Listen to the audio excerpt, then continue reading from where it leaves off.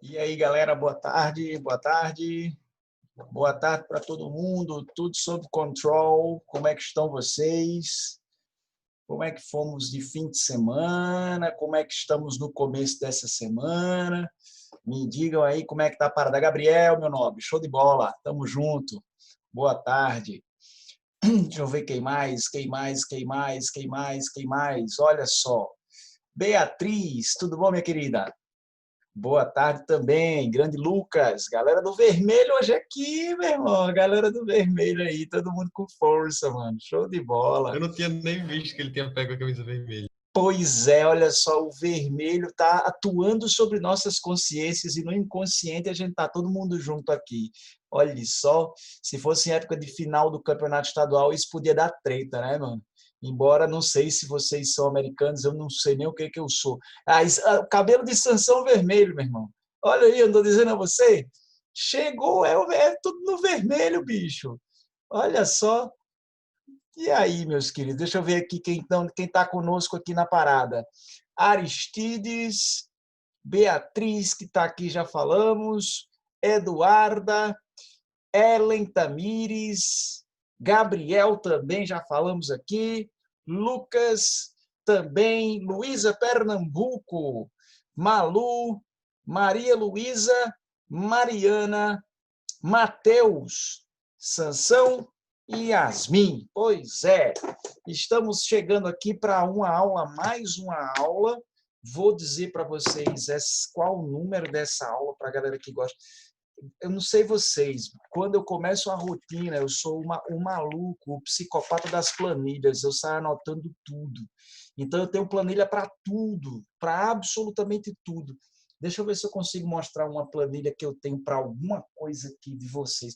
Quando eu começava a ler um livro, eu ficava anotando quantas páginas eu lia por dia do livro. Você acredita num negócio desse? Deixa eu ver se tem mais alguma coisa que eu posso dizer aqui.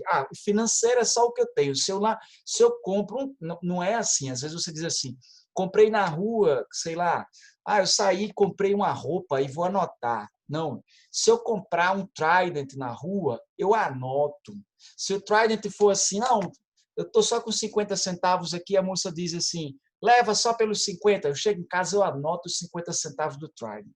Eu digo a você, as letras aí também é imoral, viu, Gabriel? Aí não. As letras não. A quantidade de páginas ainda vai lá. É porque eu não estou com nenhuma planilha à mostra aqui para eu poder mostrar para você, porque o cara pode pensar que é mentira, né? Pode pensar que é mentira. Mas não. Depois eu mostro, depois eu mostro. Pois é. Então, o que a gente tem aqui? Nos meus registros, no caderno, também eu sou psicopata coloridinho, eu gosto das coisas tudo muito colorido, se bem que aqui está meio monocromático, né? Está um laranja com o amarelo limão, e o vermelho, o azul e o preto aqui. Não está monocromático não, tem 5 cores, só do que eu falei. Hoje é a aula número 26. Aula 26. E do módulo 2, essa é a aula número 9. A bem da verdade, a gente está terminando o módulo 2, sabia? Hoje a gente praticamente encerra o módulo 2. O pessoal das outras disciplinas, os colegas aí, Vitor e Heloís, professor de vocês, português, Heloís? Diz que Né? a gente acaba daqui para o próximo mês.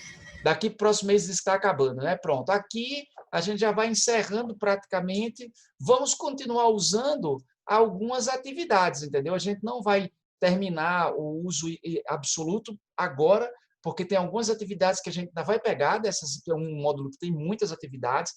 Além disso, tem aquela parte dos cursos que a gente está usando para acompanhar as aulas de quinta-feira.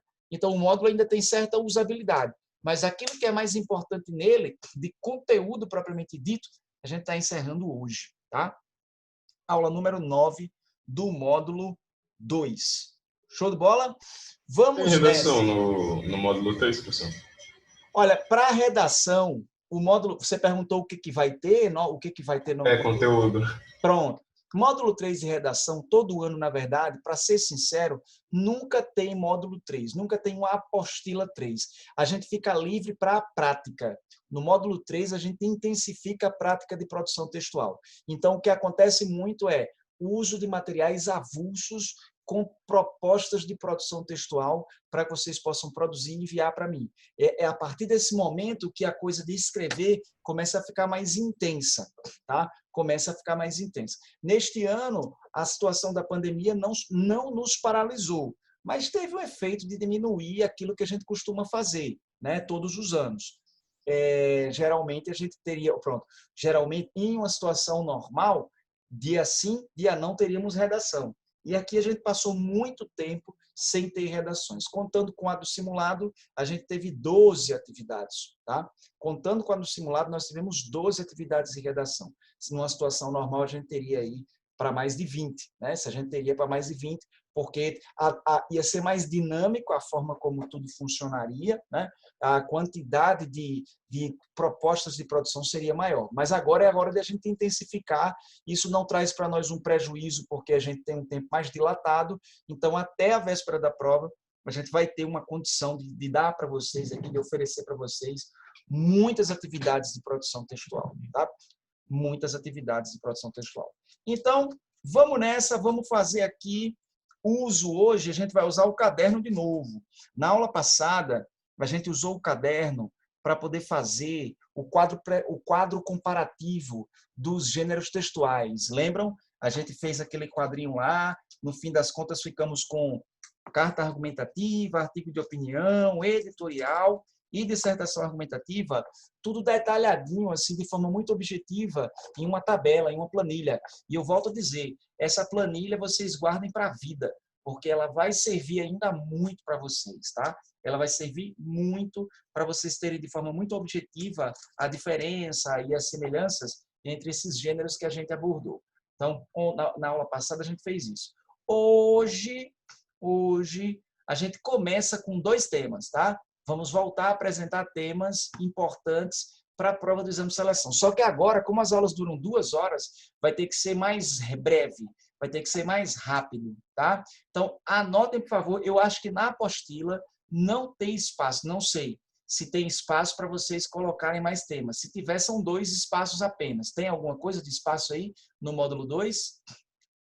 Para vocês colocarem. Acho que é página 40 ou é 41. Lucas, no de Lucas faltam 2, então deve ser assim para todo mundo. Pronto. Pronto. Então vão ser os 2 últimos para fechar o nosso módulo 2 em relação aos temas. Professor, licença. Diga aí. Na aula passada o senhor passou? Na aula passada, a gente, em relação aos temas, deixa eu ver. Não, porque a gente já tinha feito como é o nome? Retrospectiva dos últimos temas, do 20 até o 41, do 21 ao 40, a gente fez na aula anterior, a aula do dia 10 de agosto, né? Dia 10 de agosto. Então, a gente chegou no 40, parou no 40 e vamos para frente agora, 41, 42. Show de bola? Então, vamos lá. Aqui no meu tem 4 espaços. O seu o quê, Sansão? Eu tenho 4 espaços. Tem 4 espaços. Então, deve ter faltado aí, viu, para você aí, deve ter faltado anotar 2. Deve ter faltado. Porque se a galera, no geral, tá tendo 2 espaços aí e o seu tá faltando 4, então teve tema aí que talvez tenha passado batido, tá? Pode ser. Depois a gente pode conferir isso daí. Tudo bem? É que eu deixei anotado no outro. Ah, então pronto. Então deve ter sido isso mesmo. Olha só. Tema de número 41. Anote aí. Olimpíadas 2020. Olimpíadas 2020. Principalmente porque não vai ter, né, gente, neste ano.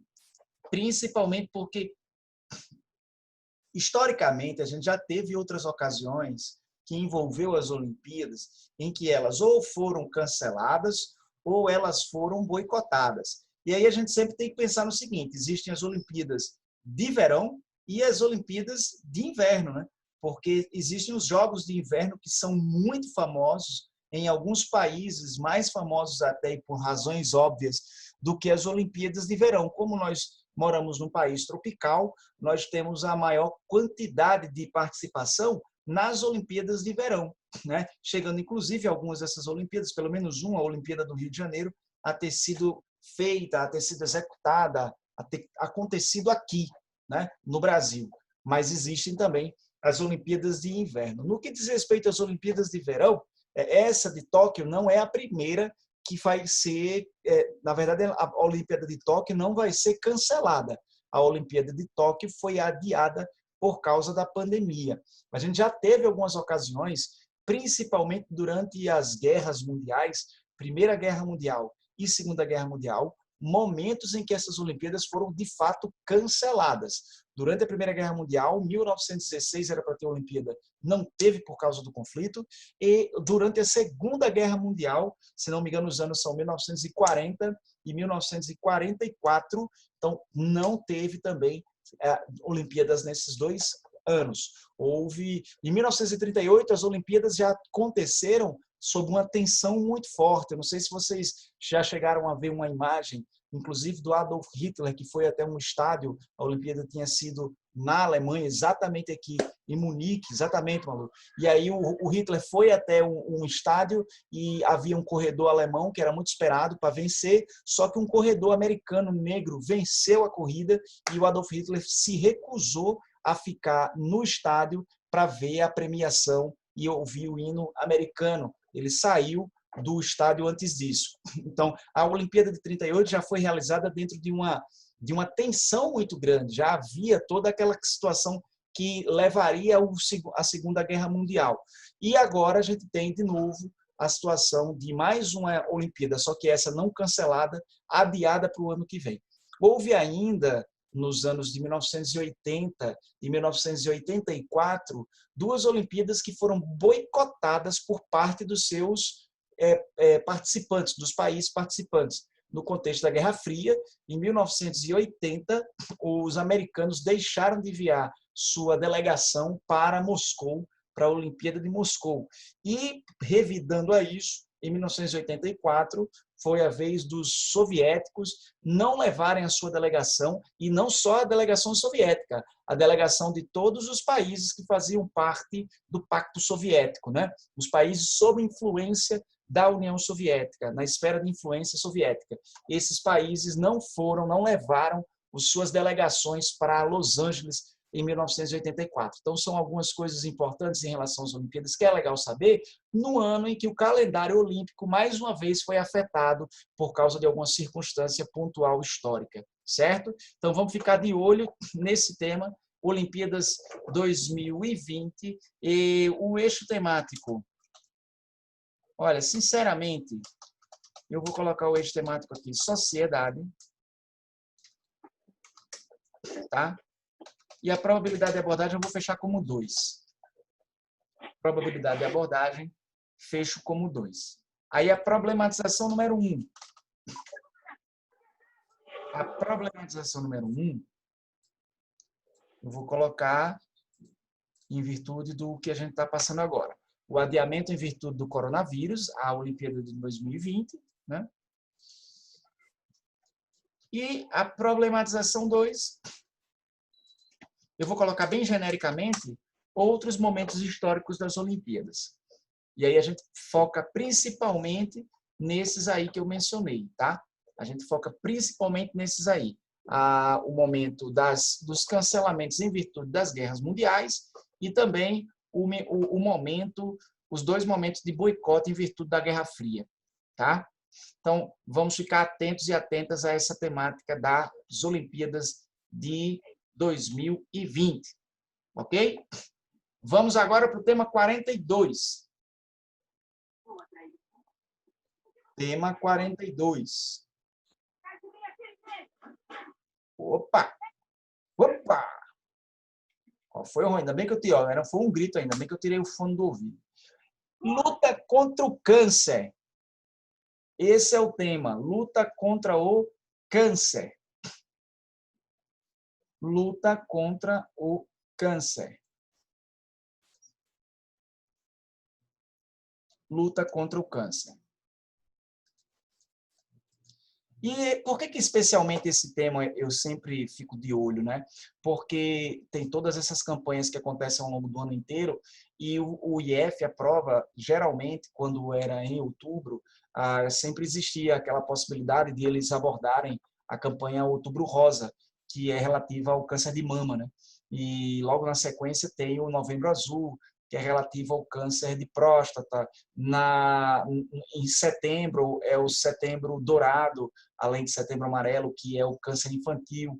Então, existe toda essa demanda para campanhas relativas ao câncer, ao combate ao câncer. Então, por causa disso, vamos deixar esse tema bem aberto aí, tá? Inclusive, está aqui, o eixo temático dele, claramente, é saúde, tá? O eixo temático é saúde. Eu vou botar a probabilidade de abordagem, gente, como 1, tá? Vamos botar a probabilidade de abordagem como 1. Quando se fala em luta contra o câncer, há uma referência que está sendo cada vez mais utilizada, uma relação que está sendo cada vez mais estabelecida entre os índices de câncer e a modernização das sociedades dentro da perspectiva da sociedade capitalista liberal contemporânea, porque isso implica em tanto o incremento de hábitos alimentares muito nocivos para todos nós, a alimentação fora de horário e a alimentação que passa por um processo de cozimento que não é o adequado, em virtude da pressa, em virtude dos horários. As pessoas estão comendo comida pré-cozida, estão se alimentando muito em redes de fast food, e essa comida tem muito sódio, essa comida tem muita glicose, essa comida tem muita gordura saturada. Os miojos da vida de Jesus Cristo é olhar para um pote de miojo e você vê uma Chernobyl dentro do saquinho. São pequenos saquinhos de Chernobyl, miojo, né? E o que acontece? É uma comida que está ali, 5 minutos, 3 minutos, botou na panela, está pronta e já vai para dentro. Então, e outras comidas mais, né? Então, essas comidas processadas, elas têm sido o motivo de muitas doenças, muitas doenças. E, um caso muito ilustrativo nos últimos anos tem acontecido, nas últimas décadas, tem acontecido na Nigéria, um país que é hoje um dos mais desenvolvidos economicamente da África, né? Nigéria e África do Sul são os 2 países que lideram ali o desenvolvimento industrial africano. A Nigéria, que antes disso era um país, do ponto de vista material, era um país mais simples, era um país que não tinha uma indústria tão estabelecida, era um país de economia predominantemente rural, e os hábitos das pessoas não estavam associados à necessidade de uma vida de seguir ponto de relógio, de ter que estabelecer horário e seguir horários de empresas internacionais, enfim. Quando o país começou a se industrializar, começou não apenas a entrar nessa pisada de uma rotina pautada em horários fixos de compromissos internacionais e de trabalho, essa coisa toda, das fábricas, os horários das fábricas, a poluição que vem dessas fábricas e esse hábito, os hábitos cotidianos das sociedades industriais, entre eles o consumo de alimento processado. Então, os índices de câncer aumentaram tanto na Nigéria que foi um dos primeiros países da África a construir, a precisar de um hospital geral de câncer.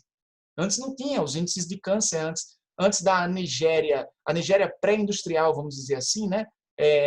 Pré-industrial nessa perspectiva contemporânea. Ela não tinha os índices de câncer tão significativos. Depois que começou a se industrializar, passou a os ter. Então, é um tipo de doença que é mais frequente hoje por causa desses hábitos associados a estresse, desses hábitos associados à ansiedade, porque os aspectos emocionais interferem muito na nossa química, interferem muito na nossa dinâmica natural, biológica. É algo que também decorre dessa coisa da alimentação ruim, a alimentação que não segue um horário benéfico para o próprio corpo e, além disso, inclui vários produtos que também não são benéficos para o nosso corpo. Então, a gente tem isso.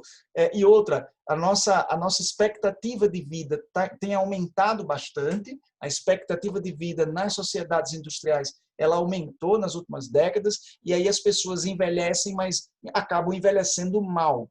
Elas vivem mais, mas não significa que elas vivam melhor, né?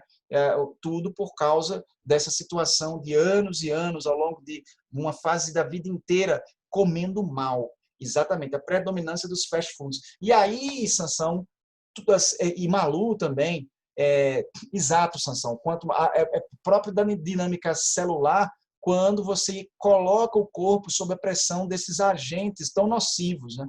Porque se você vive muito, mas se você vive a partir de uma dieta equilibrada e natural, então a chance de haver algum tipo de mutação que leve a tumores é menor. Mas se a gente come sempre, se alimenta e, além disso, vive uma rotina que é propensa à ansiedade, à depressão, à raiva, à ira, enfim, a essa sensação de pressa, então isso também força o nosso corpo a esse tipo de coisa. É o emocional afetando o biológico, né? Com certeza. Então, assim, isso está associado, essa vivência do fast food, como o Malu falou aqui, a tudo o que a gente consome em termos de informação.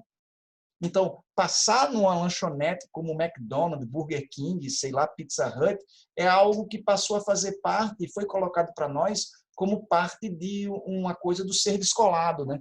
O estar dentro de uma realidade que inclui você participar de determinados ambientes, fazer sua festa num lugar que tenha, por exemplo, um fast food, um McDonald's da vida, coisa do tipo. Então, isso é apresentado para nós por meio de filmes, isso é apresentado para nós por meio de músicas, isso é a famosa indústria cultural. A indústria cultural anda de mãos dadas com a indústria alimentícia para poder chegar e apresentar um modelo de vida, e não é necessariamente quer dizer que esse modelo de vida ele é saudável, quase nunca é. E aí a gente adota isso e acabou, né? Adota isso e acabou. Eu volto a mencionar, eu já mencionei para a gente concluir, já mencionei um tempo atrás, um filme, que é um filme documentário, não é novo, já tem pelo menos uns 10 anos, chamado Super Size Me, A Dieta do Palhaço. O cara que decidiu passar um mês comendo McDonald's sem parar. Não sei se vocês lembram que eu falei a respeito desse documentário aqui. Então, pronto, Luísa, justamente.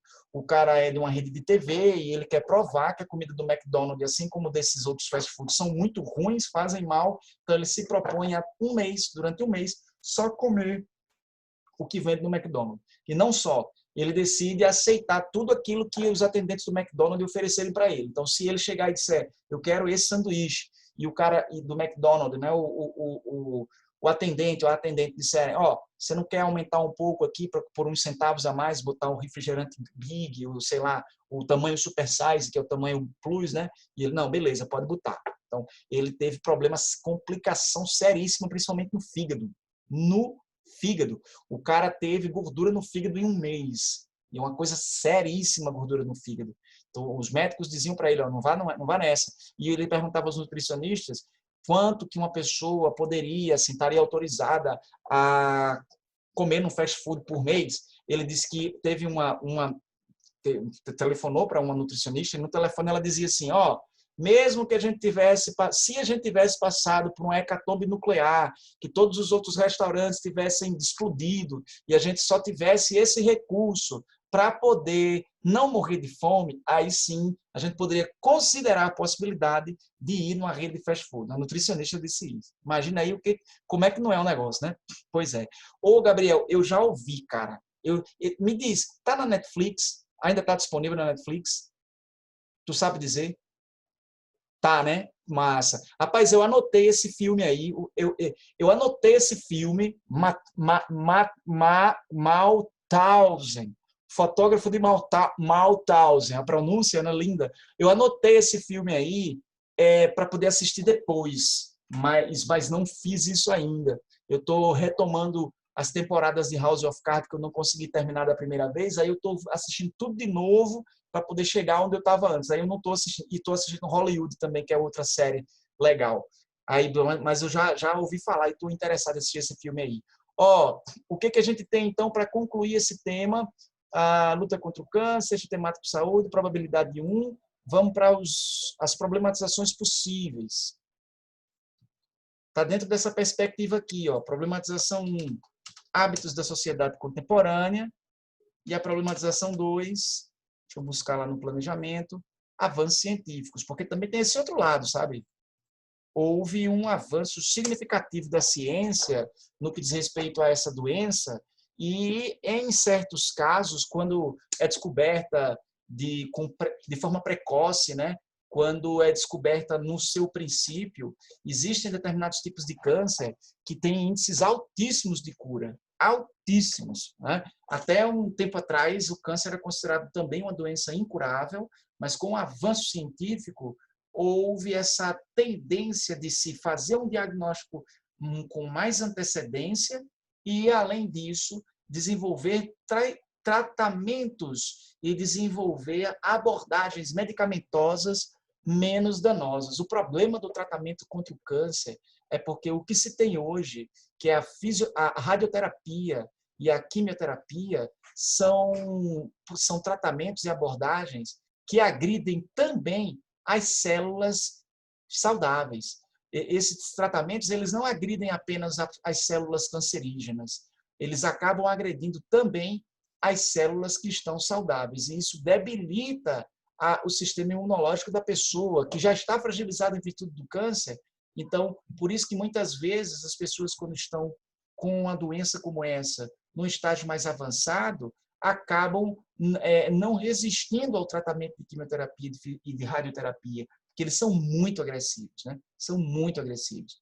Arthur, beleza, Arthur. Qualquer coisa você dá um toque aí. Agora a gente vai falar de texto narrativo, tá? Daqui a pouquinho a gente já começa a falar de texto narrativo e você dá uma conferida quando depois, no outro momento, você volta à aula, a partir do momento que você parou, a quantidade de minutos e dá uma conferida, beleza?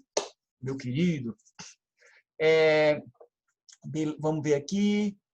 Isso, maluco. Quimioterapia. Mariana diz aqui, você pode me falar qual é o tema 40? Tema 40. Deixa eu dar uma olhada aqui no meu planejamento. Onde foi? Faz muito tempo aqui que eu não tinha posto. 40 é legalização do aborto. Legalização do aborto. Viu, Mariana? 40 é isso. Malu, aplica um tipo de substância que eles não sabem direito quais são as células ruins. Exato. A substância. Existe hoje, sabe, um avanço também em alguns tipos de quimioterapia e de radioterapia para direcionar o medicamento para as doenças afetadas, as doenças já modificadas, já cancerígenas, as células, perdão, mas ainda não é uma coisa tão acessível e está ainda em fase inicial de estudos. O grande lance é que o remédio, a radioterapia também, e vem para poder detonar a área do tumor e acabam afetando também células que são saudáveis, né? Isso é um grande problema. Mas vamos lá, avançou muito, já avançou bastante, muito mesmo. Então, terminando. Anotaram aí? 41, 42. Sansão na paz. Gabriel, sossegado aí também? Tranquilo? Luísa, tudo sossegado aí também? Show de bola, minha querida. Legal. Galera que está aí, que estou vendo nas câmeras. Então, todo mundo está anotadíssimo. Vamos agora para frente. Vamos para os textos narrativos. Vamos usar o caderno, tá? Nós vamos de caderno a partir desse momento. E eu vou usar para vocês aqui o Word. Hoje não vai ser, pelo menos esse primeiro momento da aula, não vai ser com os slides, vai ser com o Word. Então, deixa eu compartilhar com vocês aqui a minha tela em branco do Word. Pronto. Está compartilhado. Legal, legal, legal. Aí, olha só. O que nós vamos fazer hoje, minha gente?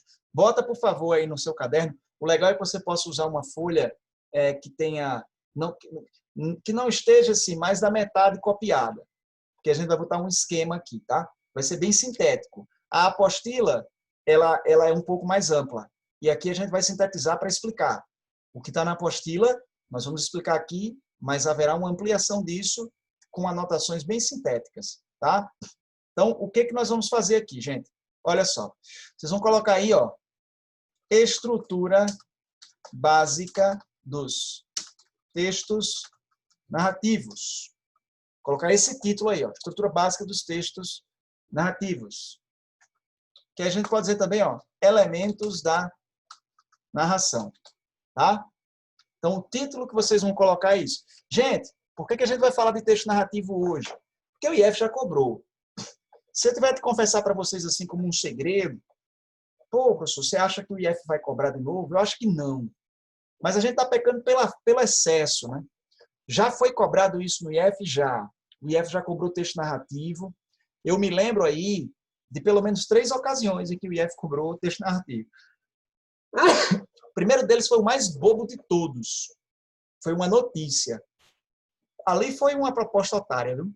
Por quê? Porque o IF pediu que a galera fizesse um parágrafo apenas para noticiar um evento, narrando esse evento. Mas o IF dava o cenário, não era do zero, não. Porque criar uma história do nada não é só uma questão de você saber escrever, articular, ter coesão, ter coerência, concorda? Criar uma história do nada, você tem que ter criatividade, meu. Você tem que ter criatividade. É uma coisa que vai além da simples habilidade de escrita. Vai fazer um texto, vai fazer um conto, vai fazer um cordel. Precisa ter criatividade. Se a pessoa não tem criatividade, pelo menos hoje, para fazer um romance, para fazer um cordel, para fazer sei lá, um conto, não quer dizer que a pessoa escreva mal, concorda? A pessoa pode escrever bons textos argumentativos, ter uma boa opinião sobre os principais temas, expressar bem essas opiniões por meio de textos, mas quando for chegar para fazer um texto narrativo que requer criatividade, ficção, a pessoa simplesmente não desenvolver. Isso é absolutamente normal, absolutamente comum. O pessoal do IF percebeu isso há tempo, perceberam isso em tempos. Começou a coisa correta. Começou a psicopatia. Deixa eu desabilitar, pronto. Já brincaram muito na aula passada. A Goga não. A Goga é Olga de fala cega. Aí o que acontece? A gente tem a possibilidade nos textos narrativos e a obrigação de ter um aspecto. Você vai criar histórias. Primeiro, se você quiser criar boas histórias, você tem que ler muitas histórias. Você tem que ter referencial. Você vai fazer um conto, você tem que ter lido muitos outros contos. Não dá para acreditar que a pessoa que quer fazer um texto narrativo não gosta de ler ficção. Não, tem que ler muita ficção. E ficção não é o interesse nosso. Ficção não é o interesse, nem deve ser o interesse de concursos. Então, o interesse de concursos é opinião e argumento. Opinião e argumento. É isso. Então, o IF pediu isso. Perceberam que, na verdade, a avaliação dos candidatos pelos textos narrativos tinha essa dificuldade da criatividade, que é uma coisa que nem todo mundo tem, mas não é uma coisa que deve ser exigida de alguém para dizer que a pessoa escreve bem ou não. E aí o que acontece? Pararam de solicitar texto narrativo. Só por curiosidade, qual era o contexto que o IF botou na prova em que eles pediram texto narrativo há uns 7 anos aí? Era um tema era desrespeito à natureza. Disseram assim, olha, você é jornalista, primeiro ponto, você é um jornalista que trabalha num jornal, dizia o nome do jornal, e vai relatar um ato de desrespeito à natureza, ou desrespeito à sustentabilidade da natureza, ou uma coisa ou outra, cometida pelo senhor Desnaturenzo da Mata, na cidade de Cefertinópolis. O IF dava esse cenário inteiro. Então, existia uma pessoa, existia um lugar, e aí dizia assim, diga o que foi que essa pessoa fez. Diga quem é o Cefertinópolis, ou quem é o Desnaturenzo da Mata, em suas características físicas e biológicas. Diga como é que essa história terminou, e faça isso em um parágrafo. Essa foi a proposta de produção que o IF fez, a primeira que teve narração.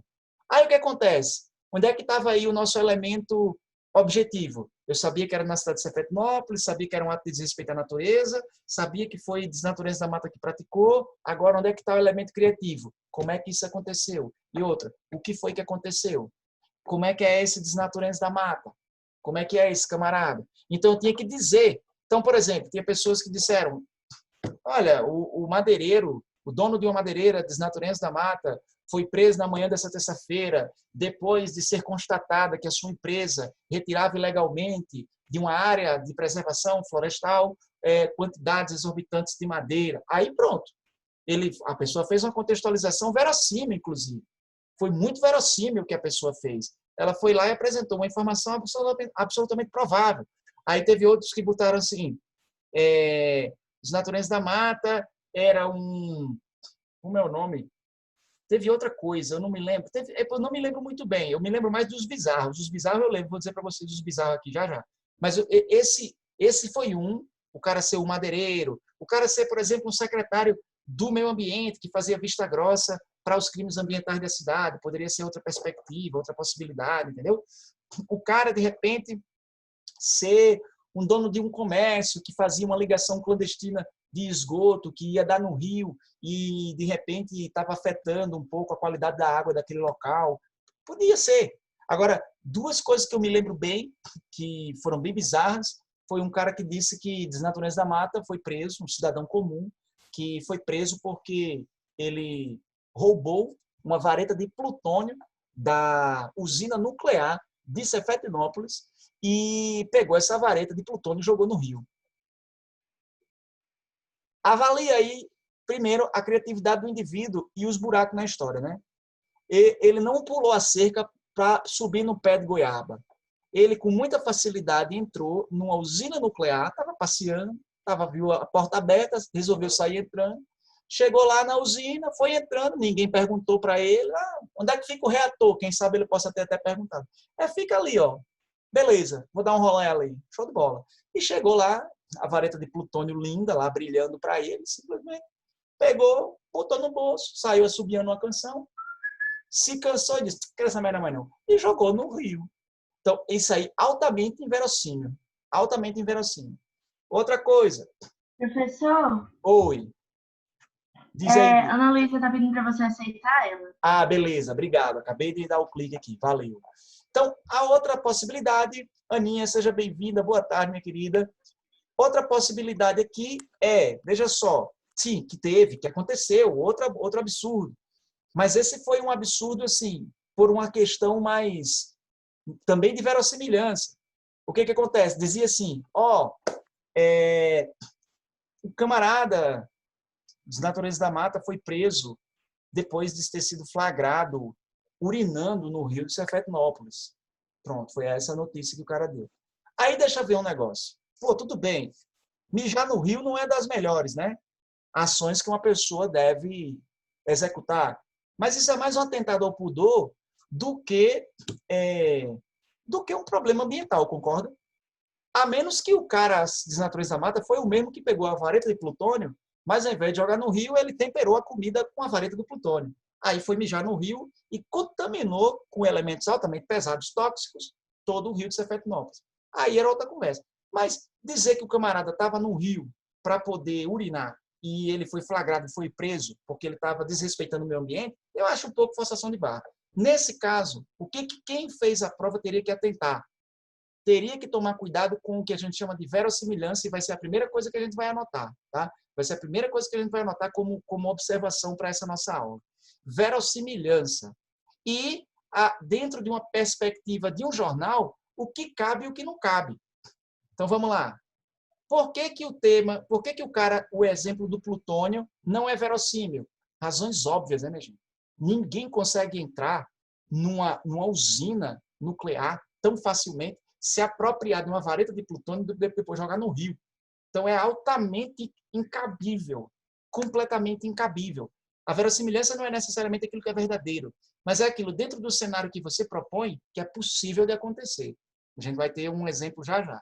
E por que o segundo caso, o caso do caba que urinava no rio, também não era cabível lá para poder passar para no jornal, ou numa notícia como essa? Porque nenhum jornal vai se ocupar de fazer uma matéria porque um cara urinou no rio, concorda?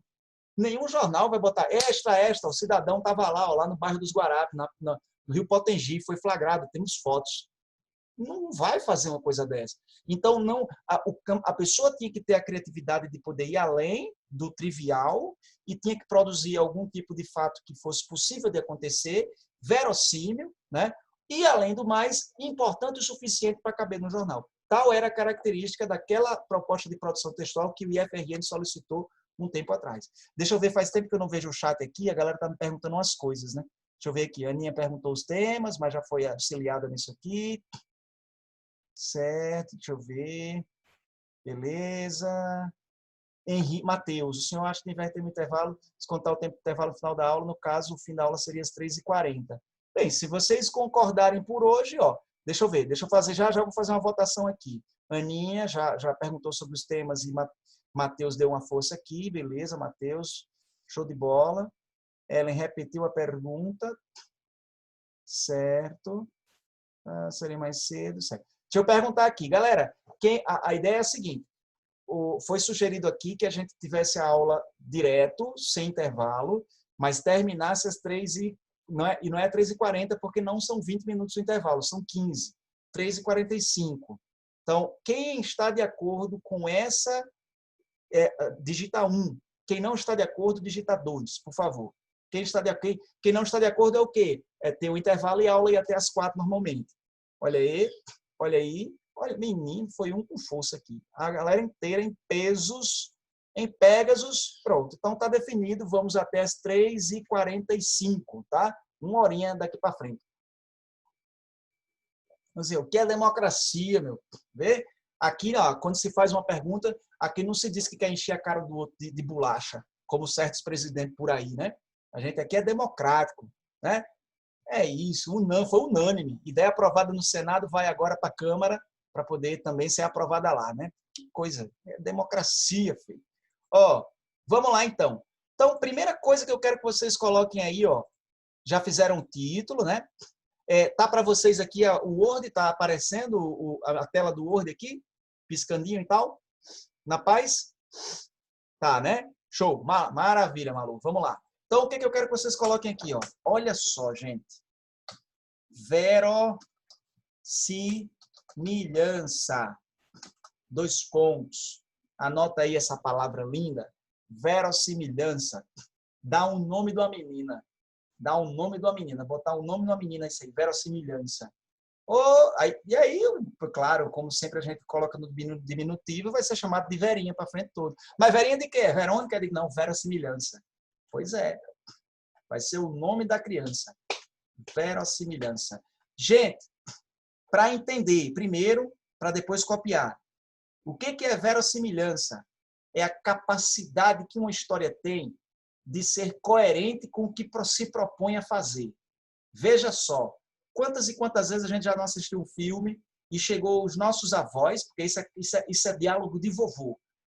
Ou então os nossos pais olharam para o filme, pai já está na vibe aí, já sabe, já está acostumado a assistir altos filmes, Top Gun, tá acostumado a assistir, como é o nome, Duro de Matar, está acostumado a assistir aqueles filmes lá, Missão Impossível, não tem, não, sei lá, um bocado de outros, Chuck Norris. Então os caras sabem o que é ficção. Mas os nossos avós, antigamente, quando a gente estava assistindo um filme, chegava por trás assim e dizia assim, olha que me tira da bexiga. Quem é que nunca escutou esse comentário?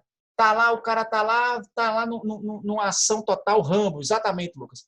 Tá lá o cara numa ação total, aí vem uma bomba, pum, aí bum, explode um ônibus, o cara dá um mortal, tipo, sai numa moto, aí vem a onda de impacto da bomba assim, o cara pula por cima de um rio, aí vem uma lancha, o cara já se pega na lancha, aí vem um buraco que abre assim como se fosse um redemoinho, aí o cara abre os braços, vem uma águia gigante e pega o cara assim pelos braços e leva embora. Aí o cara olha assim, né, e diz, me tira da bexiga, meu irmão. Eita, mas me diga uma coisa, se o nome do filme é X-Men, me diga se isso aí não é provável. Me diga se no filme de X-Men isso aí não é provável. Imagina aí que coisa chibata não seria um filme de super-herói em que o protagonista está lá e de repente aparece lá sei lá, então se é o filme que é para ser dentro do real, não aparece um monstro, vamos ver. Aparece uma torcida organizada, ó. Aí tá a torcida organizada lá. Aí o cara que é o herói disse, eu vou acabar com isso agora. Aí na primeira entrada que ele dá na direção da torcida organizada, vem um pedaço de pau pegando fogo, pega na cabeça dele, ele cai no chão, vai ter que ser internado na UTI. Que filme vai chibata é esse, né? Que não, as pessoas são tão normais quanto na vida normal, cotidiana. Malu exemplificou aqui, só em filme mesmo, exatamente, Gabriel, e é coisa de filme. Esse é coisa de filme. E a minhoca heroína, a Anaconda 2. O que é isso que a gente vê nos filmes que o pessoal diz que me tira da bexiga? É algo que dentro do enredo é possível. Dentro do enredo que foi criado é possível. O cara com muita raiva fechar os punhos, sair umas garras desse tamanho e o cara torar um caminhão no meio com aquelas garras. É possível. O cara morreu, foi feita uma experiência com ele em que foi aplicado adamanto nos seus ossos e o cara virou o Wolverine. Ah, mas é muito mentira. É a trama do filme. O cara ser um bilionário que tem uma torre mega tecnológica e, enfim, ter uma arma. Eu também só me lembro desse, sou muito clichê. Tem uma armadura e o cara sai voando nessas armaduras para encontrar os outros amigos. Um amigo verde gigante, que também é impossível na vida real, a depender de quem seja, mas tá aí. Então, acontece, né? A trama foi criada e há uma explicação no sentido de que essas pessoas têm poderes naturais. Agora, não podia ser esse, de repente a história é uma história normal, uma história comum, do cotidiano padrão, aí vai o boy lá para tentar reconquistar o coração da crush, a crush está invocada porque ele fez ela se passar por estúpida no shopping, quando piscou para a ex-namorada, aí ele vai lá direto na casa da crush, quando a crush abre a porta, que vê o namorado lá, com cara de gato do Shrek, né? Com cara de patife, aí ela simplesmente olha para ele e torra o cara com a visão de raio laser, de cima a baixo, que agora não vê mais nunca aqui. E entra, e o cara fica só a carne assada lá. Isso faz sentido? Não faz, porque se é uma coisa para ser da história normal, se bem que mulheres fazem isso em mente, viu? Não façam nada contra as mulheres desse jeito, porque em mente, pelo menos, elas fazem isso. Pelo menos na mente delas, elas destraçalham o cidadão. Agora, se é uma coisa que foi feita para ser uma história convencional, uma história de amor, enfim, então não cabe ter super-heróis. Quem tentou fazer uma novela com poderes de super-heróis deu a porcaria que deu, que foi aquelas novelas da Record das antigas, que era Mutantes, uma novela tosquíssima de se ver, tosquíssima, Mutantes. Então, deu em merda a novela, ficou horrível, ficou tosca, horrorosa. Então, o que acontece? A verossimilhança é quando não é quando você faz uma história que é possível dentro da realidade. Só pode ser aceitável se aquilo for capaz de se concretizar na realidade. Verossimilhança é aquilo que você está propondo como ação para a sua história cabe dentro do enredo que você criou, quer dizer, o cara vai sair voando, mas é porque dentro do enredo ele é alguém que conquistou esse poder por alguma razão, e é um enredo que as pessoas têm poderes especiais, então tudo bem. Então, verossimilhança é a possibilidade dentro do enredo que foi sugerido. Não é aquilo que o semelhante ao real, não. É diferente de realidade. Viu? Verossimilhança é diferente de realidade. Verossimilhança é algo que é possível dentro de um contexto que foi sugerido. Ok? Ficou clara essa explicação, minha gente, aí do que vem a ser verossimilhança? Ficou? Isso aí é algo que é fundamental dos textos narrativos ficcionais, viu, gente? A verossimilhança é algo fundamental e que deve estar presente nos textos narrativos ficcionais. Todas as 3 propostas que o IF já passou, que eram narrativas, tinham que ter verossimilhança. Essa era uma da notícia. A outra foi uma notícia, não era notícia, já era um depoimento. O IF disse assim, você é alguém que está voltando para casa. Não, nem que está voltando para casa, disse assim, era sobre cultura, patrimônio cultural. Dizer, você está passando na frente da casa da Ribeira e vê uma pessoa pichando o mural que fica na frente da casa da Ribeira. O que você fez? Qual foi a sua atitude? Qual foi o desfecho dessa história? Quem era a pessoa que estava pichando? Nas suas características físicas e psicológicas. Então, você tinha que criar uma história também com verossimilhança. Muita gente pecou, porque sabe o que muita galera fez? E eu corrigi redações assim, dessa mesma proposta. O pessoal diz assim, olha, vi um rapaz pichando a casa da Ribeira, fiquei indignado e triste ao mesmo tempo, fui até ele e falei que aquilo era um absurdo, não podia estar fazendo aquilo com um patrimônio que é tão admirado por todos os potiguares. Em pouco tempo, ele, com os olhos cheios de lágrima, viu da coisa horrorosa que estava fazendo, se arrependeu, me abraçou e eu ajudei ele a pintar de volta. Olha que coisa boba, que coisa bizarra. Isso é mais bizarro do que o negócio do namorado, não? Se você está vendo um caba pichando, não faz o menor sentido, exatamente, Ana. Se você está vendo um caba pichando um muro e chega ei, você sabia que isso aí está errado? Ele vai pichar a sua cara, né? Ele vai pegar assim, ele está fazendo aqui com o muro. Aí o camarada chega lá e você não está sabendo que isso aí que você está fazendo é errado não e pode dar até cadeia para você, um problema, sua mãe sabe que você está fazendo isso aqui, ele vai olhar para trás assim e vai fazer na cara de quem está dizendo uma coisa dessa. E quando muito, um murro, exatamente, Lucas. Não é nada verossímil isso, não é nada verossímil. Então tinha que ter uma pegada de pensar assim, pô, o cara está pichando, então eu vou dizer o seguinte, talvez eu chegue e contatei a polícia, que demorou pouco tempo até chegar lá, o indivíduo, aí você dá mais uma tentativa de ação à história. O indivíduo tentou se esquivar quando percebeu a aproximação dos policiais, mas eles foram rápidos e conseguiram pegá-lo e levá-lo até a cadeia, onde ele, além de confessar o crime, se prontificou a, como punição, pintar o muro que ele havia pichado. Não é mais verossímil isso aí? Não é uma coisa mais lógica, né? Dentro de uma possibilidade real aí. Então, precisaria ter verossimilhança. E o terceiro foi um texto que era uma experiência de compra. O tema da prova era consumismo. Você tinha que relatar uma experiência de compra sua, que você foi por impulso comprar alguma coisa e você acabou se arrependendo depois, porque percebeu que aquela coisa que você havia comprado não era necessária. Então, era uma experiência frustrada de compras por causa de um comportamento consumista. Então, aí teria que ter uma criatividade, mesmo que a pessoa não fosse consumista, teria que tentar fazer algo como se fosse. Beleza? Então, esses são os exemplos de como nas provas do IFRN, como é que cai e como a verossimilhança deveria ser aplicada. Agora, vamos ao, segundo o Matheus está pedindo aqui, inclusive, conceito de verossimilhança, tá? Anota no caderno aqui, ó. Vou colocar aqui agora no documento de Word. Característica segundo a qual os fatos em uma história devem estar coerentes ao enredo, trama sugerido. Então, ou seja, vírgula, devem ser possíveis de acontecer dentro da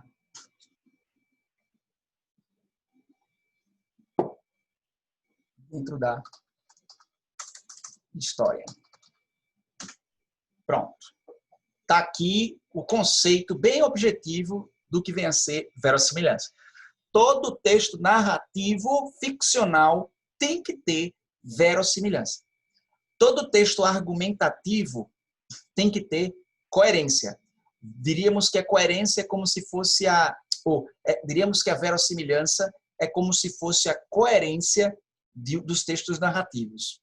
Só que se eu disser assim, é a coerência dos textos narrativos, a gente pode simplesmente acreditar que essa coerência deve levar os fatos ao nível de possibilidade real.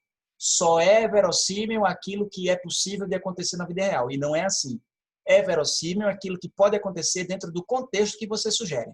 Tá? Deixa eu falar rapidamente um filme que meu pai assistia, que ele era fissurado nesse filme. Eu não sei se os pais de vocês, os avós de vocês têm uma mania de gravar ou de comprar os DVD pirata. Comprar DVD pirata. Para que serve um DVD pirata? Para acumular. Só serve para isso, porque às vezes nem serve nem para assistir. Você compra o DVD, ele não passa no aparelho, mas em vez de jogar fora, o que os pais da gente faz? Acumula. Fica aquelas caixas intermináveis com DVD, com barata, com cocô de rato. Então, os caras fazem isso, né? Meu pai ele ainda hoje tem. Eu vou na casa do meu pai às vezes e vejo lá, mas pelo menos é organizadinho. Meu pai tem uma estantezinha onde ele bota 1 milhão de DVDs, dos quais muito provavelmente ele não vai assistir mais até o fim da vida dele, uns 5, talvez, né? Que ele continua, pronto, ó, ele está dizendo que tem uma montanha aí. É para isso que serve o DVD. Meu pai tinha um filme e ele gravava. Meu pai gravava, a gente quando tinha ainda aparelho cassete, videocassete. Já ouviram falar nesse aparelho? Videocassete. Era uma... Olha, minha esposa dizendo, não, querendo dizer, olha, se chegando, ela escutou a conversa aqui. Aí o que acontece? Você tinha uma fita, né, onde o filme era gravado, e esse filme, você ou comprava o filme pronto, alugava, nessa época a gente alugava muito filme nas locadoras, e esse filme a gente podia gravar também, comprava a fita e gravava. Se tivesse o aparelho, tinha um aparelho que apenas reproduzia, tinha um aparelho que também gravava. Então, meu pai gravou, eu não me lembro se ele gravou os DVD ou se ele gravou o videocassete, a fita cassete. Eu sei que era um filme que o cara era um ex-policial que tinha sido acusado injustamente de um crime, ele não cometeu o crime, e o departamento de polícia de uma dessas cidades americanas aí, bem clichê, estava lá em busca desse cara, porque ele não apenas não era o criminoso, mas a polícia queria, para abafar um esquema maior, correr atrás desse cara, para eliminar esse cara, ou pondo ele na cadeia, matar ele na cadeia, para que ele não botasse a boca no trombone e apresentasse um mega esquema de corrupção que acontecia dentro da polícia do departamento dessa cidade. Bem clichêzão, anos 90 mesmo, assim, para valer. Aí o que acontece? O camarada, em nenhum momento do filme, Em nenhum momento do filme foi dito que esse cara tinha qualquer coisa que fosse de diferente de qualquer policial que fosse, de qualquer gente que fosse. O bicho nem era patola, o bicho nem era forte, assim como eu. O bicho era só um camarada qualquer. Começou a ser perseguido, parará, pega a polícia, pega, não pega, pega, não pega, pega, não pega. E aí, numa cena do filme, meu pai era pirado por esse filme. Não sei se ele ainda é, talvez ele ainda assista. O cara subia até o último andar de um arranha-céu nessa cidade americana e ficava brigando com quatro. Sempre assim, né? O bicho tá lá dando pau em 5, 6 oponentes. E os cabas caía feito formiga, assim. Nunca vi uns cabas mole desse jeito. Pá, dava uma munhecada, não caía. Dava uma munhecada em 2, caía. Sabe aquela cena que você dá um chute num e os outros 2 que vêm atrás caem junto? Pronto, é bem isso aí. Quase os trapalhões. O caba tava lá metendo aço em todo mundo. Aí vem um helicóptero. Aí o caba tá com a metralhadora para poder ligar agora. Agora o cara se arrebenta. Não tem ponto correr, não. Pois esse bicho pula do prédio pro helicóptero. Aí fica pendurado no estribo do helicóptero. Aí um helicóptero que foi feito para ficar estável, né? Quando esse cabo pega no estribo do helicóptero, o helicóptero começa como se o cabo estivesse segurando na perna do piloto do helicóptero. Já começa o negócio troncho por aí. Aí se estabiliza, o cara, imbecil, burro, tinha que morrer mesmo. Em vez dele tentar detonar o cara lá com os pés, vai com a metralhadora, com um cano desse tamanho, para tentar detonar o cara aqui, né? O cara puxa esse doido lá, só que tinha outro dentro do helicóptero que, no fim das contas, dá uma pesada na cara do indivíduo. Olha como eu lembro, parece que sou eu, fã do filme, né? Parece que sou eu. Dá uma pesada na cara do bicho, o bicho começa a cair. Pronto, ele morreu, agora já era. Morreu, não tem pra onde correr, não. Aí aquela coisa dos filmes, né? Aí a cena. E o cara lá. E de novo, aí dá um close no cara caindo. Aí depois mostra ele caindo de uma altura gigantesca, 20 e tantos, 30 e tantos, sei lá, andaram. E caindo, o cara caindo, o cara caindo.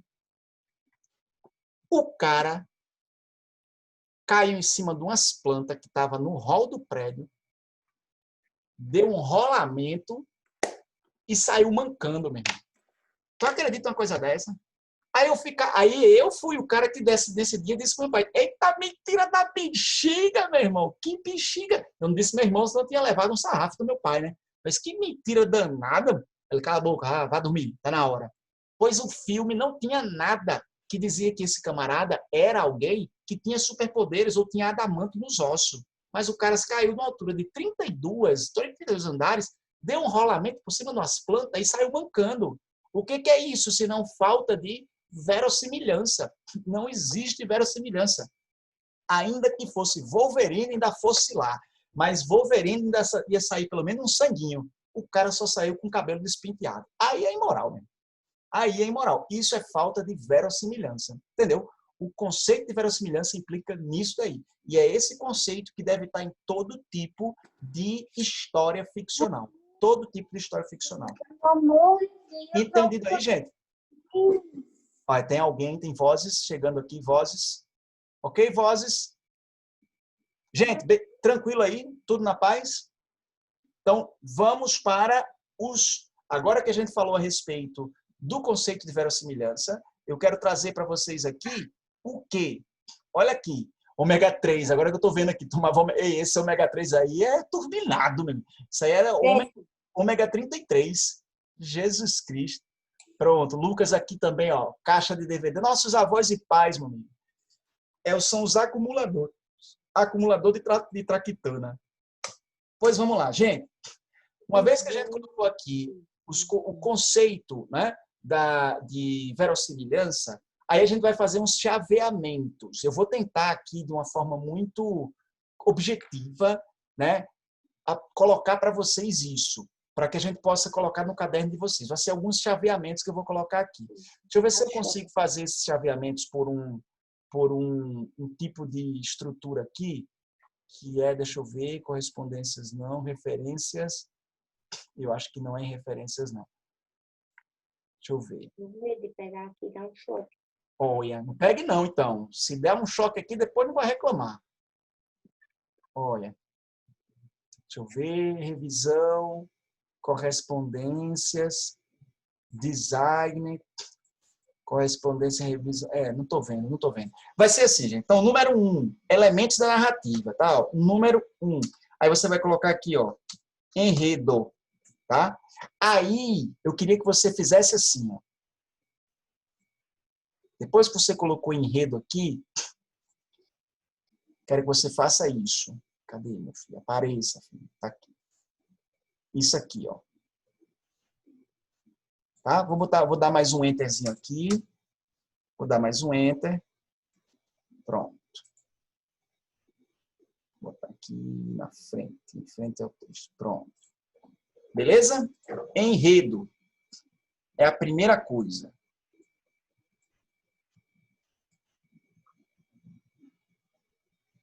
Pronto. Enredo. Era para ser um colchete. Não sei por que apareceu isso aqui. Mas não tem nada não. Dá certo. Tranquilo? Deixa eu ver aqui como é que está o chat. Deixa eu ver aqui. Você já desligou, já deve ter desligado.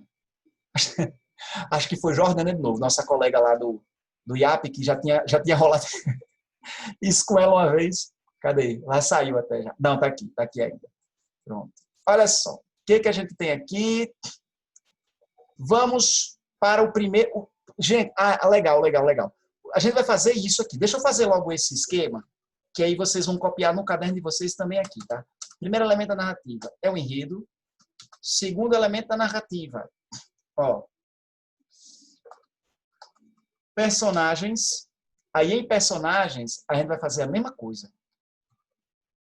Em personagens, fazer a mesma coisa aqui. Personagens. Aí, chega aqui, ó, perfil, faz venta.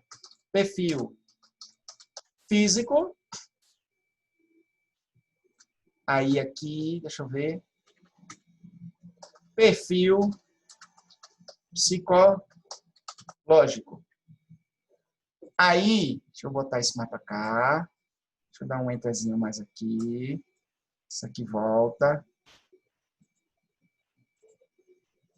Isso aqui vem, pronto. Perfil físico, perfil psicológico. Enredo.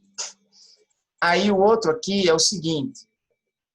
É o número 3. Espaço. O outro aqui na sequência é o número 4. Tempo. Aí em tempo tem outro tal como esse aqui também, ó. Em tempo tem outro aqui, que é cronológico. E tem esse aqui de baixo, que é o psicológico. E depois disso tudo, tem aqui o número 5, que é o... Deixa eu dar mais um enterzinho aqui. Tem o número 5, que é o narrador. Aí o narrador... Eu vou voltar, viu, gente? É porque a parede ficou assim. Deixa eu voltar para cá. Pronto. Narrador. O narrador tem esse indivíduo aqui, que é o observador. E tem esse indivíduo aqui, que é o personagem. Então, por favor, copie esse esquema aí. Copie esse esquema aí no caderno de vocês, porque abaixo disso eu vou pedir que vocês vão colocando observações na medida em que a gente for explicando cada um deles. O que eu posso dizer para vocês, nossa aula vai até as 45. Então, a gente tem aqui a possibilidade hoje de ver pelo menos o enredo e de ver também os personagens.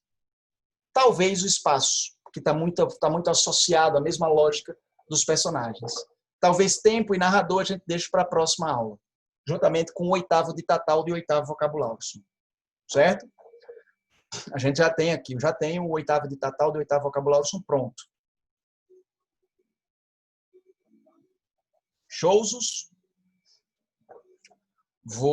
Quando vocês tiverem aí o copiado o esquema aí, vocês me dizem, tá?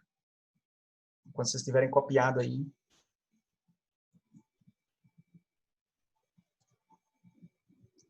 o esqueminha direitinho. Como é que tá o nível de sono hoje aí? Tá sob controle? Tá sossegado?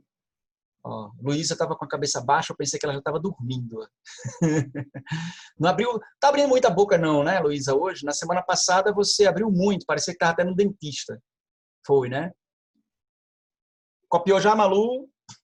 Esse negócio de preguiça, tem uma galera que fala muita piada de baiano, né, meu? Que fala de preguiça. E tem bicho que disse que uma vez o cara tava sentado debaixo de um pé de pau e aí disse: Ô Jonas, baiano, né? Ô Jonas, meu irmão, o cara fala mesmo.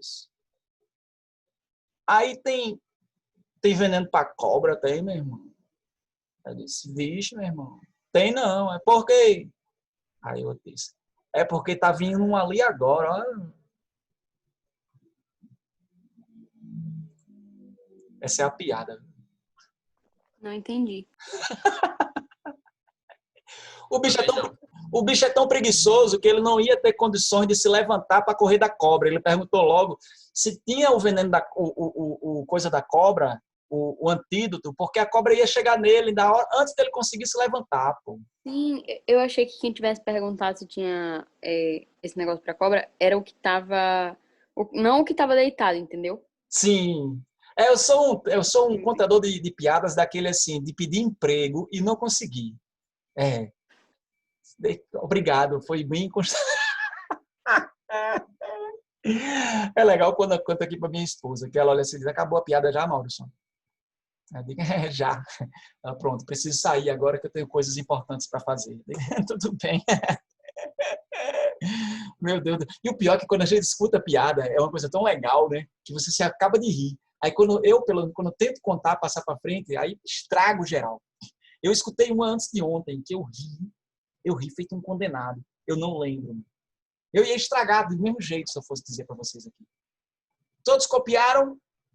Ó, Ana já, Malu aqui. Não, Malu já também, ó. Lucas, Gabriel. Luísa, copiou já aí? Na paz, né? Então pronto, vamos passar para frente, tá, gente? Ó, aí, qual é a ideia? Depois que você passar por essa, depois que copiou todo esse esquema, aí a gente vai para cá, ó. Observações importantes. Tudo bem? E vamos fazer algumas considerações. Se eu diminuir esse zoom e voltar para cá, para vocês poderem acompanhar direitinho. Vamos lá, deixa eu tirar isso daqui. Pronto, voltar para cá. Show de bola, garantido. Gente, começando, o primeiro elemento da narrativa é o enredo.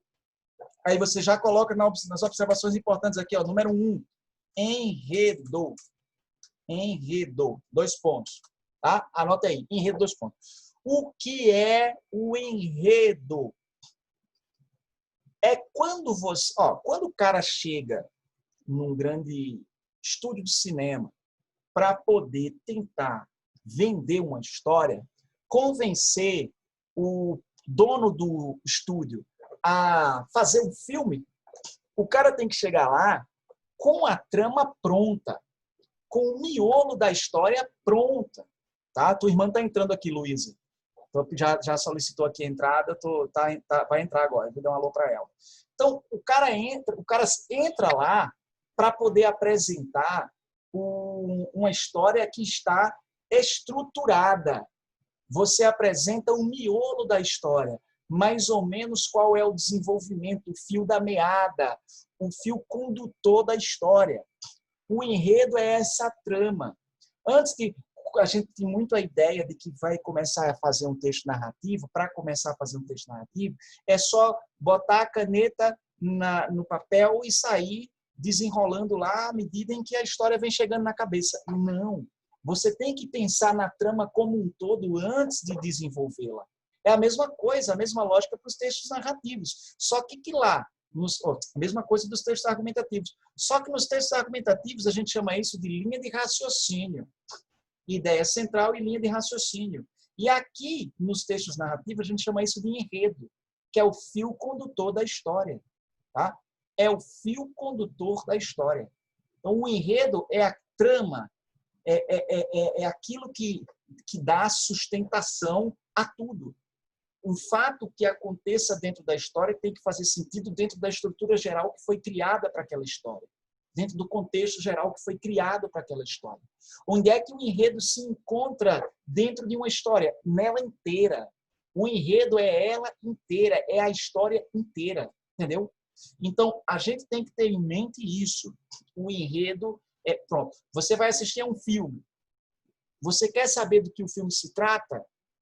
Você vai entrar no site do cinema, ou então vai buscar... Se você for buscar as resenhas críticas, pode ser frustrante. Porque, às vezes, pode ser que uma resenha diga alguma coisa de um filme, dê uma ideia errada e você deixe de assistir um filme bom porque a crítica foi mal feita.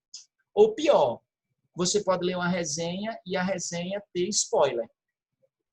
A resenha está cheia de spoiler do filme. E você acaba, por um lapso, por um acaso, tendo contato com partes importantes que só valem a pena ver na surpresa do filme. Aí você faz o quê? Você vai, em vez de ler as resenhas críticas, você vai ler uma coisa chamada sinopse. O que é a sinopse? Sinopse é um pequeno resuminho do filme, para que você saiba mais ou menos qual é o desenrolar da trama, mas a sinopse propositalmente deixa tudo muito aberto, porque você precisa ir lá para assistir o filme para saber como termina. Claro que a sinopse não vai dizer como é que é o filme, né?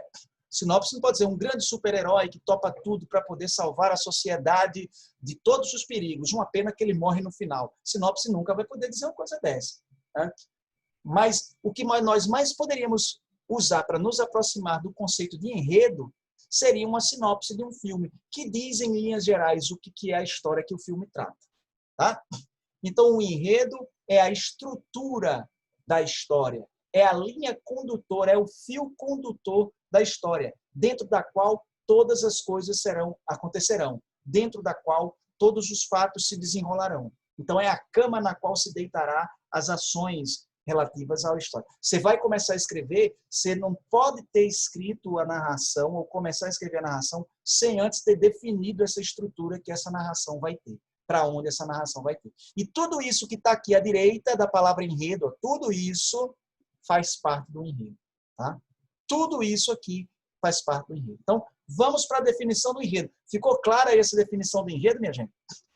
Deu tranquilo para compreender? Beleza, Sansão. Galera, os demais aí, Beatriz, tudo tranquilo? Show. Malu, Aristides, legal, maravilha. Lucas, show. Então, vamos lá. Olha a definição de enredo que vocês vão colocar no caderno de vocês aí, por favor. Consiste na estrutura geral do texto, ou seja, a linha condutora deste. A linha condutora deste, certo? É a linha condutora do texto narrativo. Tudo bem, gente? Agora, aqui, dentro dessa observação do enredo, desse conceito do enredo, vão aparecer algumas coisas importantes. Segundo tópico, você vai colocar aí, ó. O enredo divide a história em... Dois pontos. Anote aí, por favor. O enredo divide a história em... Porque o que a gente tem nos textos argumentativos, que é uma divisão por introdução, desenvolvimento e conclusão, aqui acontece de forma semelhante, mas com outras nomenclaturas e outras finalidades. O texto narrativo também é estruturado.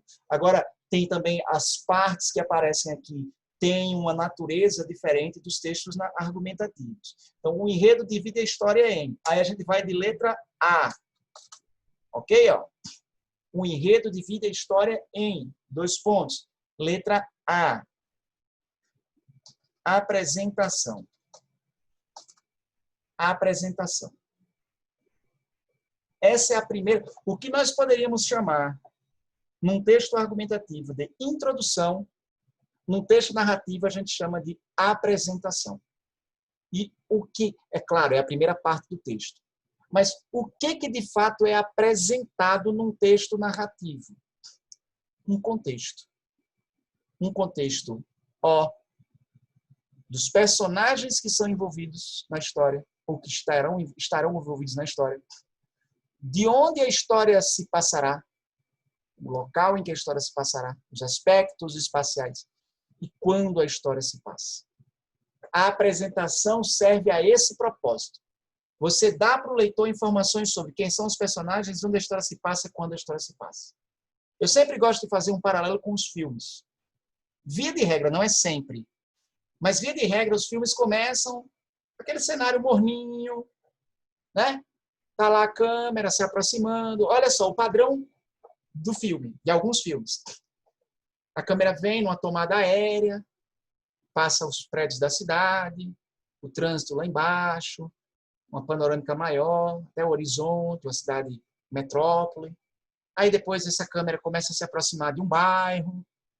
Esse bairro já é um bairro mais arborizado, as ruas já são menos movimentadas.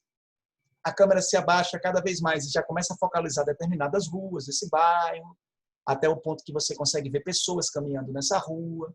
E aí a câmera vai se aproximando e chega num grupo de casas específicas, e você começa a desconfiar que ali mora talvez alguém importante para aquela trama. E aí, de repente, a câmera para na frente de uma determinada porta e você tem certeza de que aquela casa vai ser uma casa importante para a trama, e sai dali uma pessoa, um personagem. Então, o personagem sai e você já começa a tentar se familiarizar com ele. Quem faz o filme sabe que é interessante tentar ganhar alguma sensação associada ao personagem por parte de quem assiste. Ou a empatia, ou a raiva, ou o nojo, enfim. O cara faz o filme pensando nisso. Ele quer despertar, ele não quer que o cara assista o filme e quem está assistindo fique indiferente.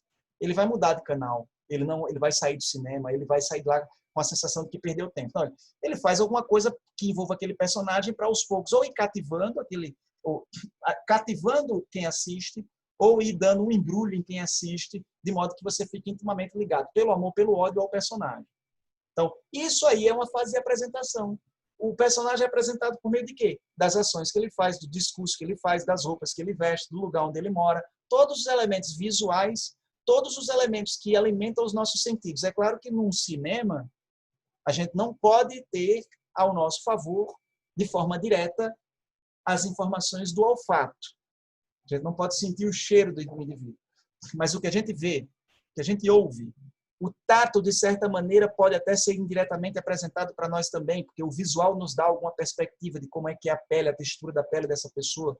Enfim, coisa do tipo. Porque a gente se alimenta dos nossos sentidos para poder construir alguém, construir um personagem. Então, ao longo dessa primeira fase do texto, não acontece nada de muito relevante. Malu falou uma coisa aqui que acontece com alguns filmes. Já entram numa pegada séria mesmo. Não é que já entram num estado de clímax. Não é necessariamente o clímax do filme, o principal, mas é um estado de excitação, que a gente pode dizer assim, de ação, que já deixa você já antenado. Epa, já começou o pau cantando aqui. Então, aí é aquela coisa que a gente às vezes se frustra, porque quando a gente vai para o cinema, que sabe que vai chegar atrasado, o nosso consolo é que vai ter uma hora de trailer, e depois da uma hora de trailer vai ter essa primeira parte do filme em que muitas coisas não acontece nem tanta coisa assim. Mas aí tem filme que não, já entra o pau cantando. Né? Já tem filme que é assim mesmo.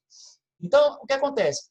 Via de regra, a apresentação é essa fase do texto narrativo em que personagens, local e tempo da história são apresentados. Nada de muito importante acontece. Essa primeira parte da história é justamente para ambientar o leitor, para que a gente se familiarize com os personagens, para que a gente se familiarize com o ambiente, para que a gente sinta onde a história se passa e qual é o viés de tempo que essa história vai ter. Se vai ser uma história que vai durar meses, é uma história que vai durar um dia, história que vai ser atemporal, não vai haver referência de passagem do tempo, a gente já vai ter uma noção a partir daí da apresentação. Então, a gente pode dizer que é uma fase, via de regra, estática. Tá? É uma fase, via de regra, estática. É uma fase de caracterização, predominância de adjetivos, predominância de verbos de ligação, predominância de caracterização, qualificação, períodos pequenininhos. A fase introdutória dos textos narrativos é isso. Os livros também fazem isso. Os autores, muitas vezes, se demoram muito na descrição de determinados personagens. Agora, uma coisa tem que ser dita. Não quer dizer que por que a introdução é a fase em que os personagens são apresentados, que só são apresentados personagens na introdução dos livros, não. Existem histórias, muitas, por sinal, em que os personagens, à medida que vão entrando para fazer parte dessa história, são apresentados em detalhe também. Só que com o passar do tempo, essa apresentação já tem que ser mais dinâmica, porque a história já decolou, né? A história já decolou, a história já tá caminhando forte. Então, não tem como brecar a narrativa para apresentar um personagem. O personagem é apresentado no calor dos acontecimentos, que é uma apresentação mais dinâmica. Tá? Então, em termos de apresentação, o que vocês vão colocar no caderno de vocês aí, para qualificar, para caracterizar, para poder definir essa apresentação? Então, coloca aí. Fase do texto, fase da história, em que são apresentados os personagens,